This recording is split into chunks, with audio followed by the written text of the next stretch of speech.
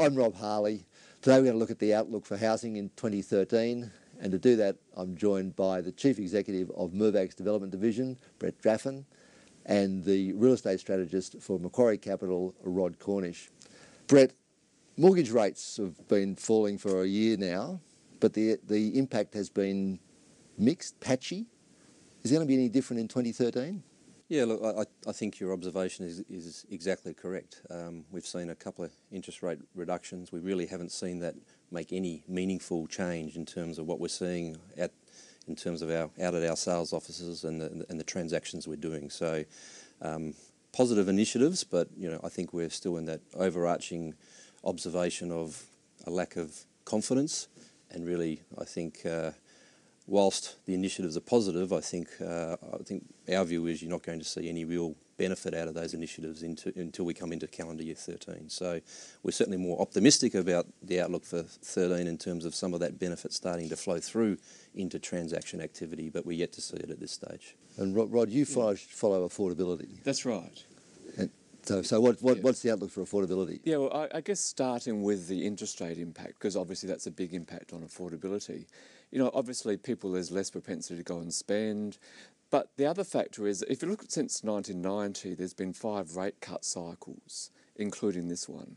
And by far, this is the slowest in terms of the rate cut. So the Reserve Bank cut rates a couple of times late last year, but then there was a 5-month gap. And in that time, the banks raised their mortgage rates. We've never seen that big gap before. So that has an impact on affordability. And with all the lags, it's not really until 2013 that this comes into play. So for affordability, it's also patchy. So Sydney and Perth's affordability, relative to previous cycles, is actually getting better. With a couple more rate cuts in Sydney, would be back to affordability of about 2001 levels. Fairly similar to Perth as well. So does that mean we're going to see a big improvement in the market next year? We'll see an improvement. I think it's still going to be pretty subdued. Normally when affordability gets to these levels, you see a double-digit jump in prices. Because of lower propensity to go and spend, I think it's going to be single-digit.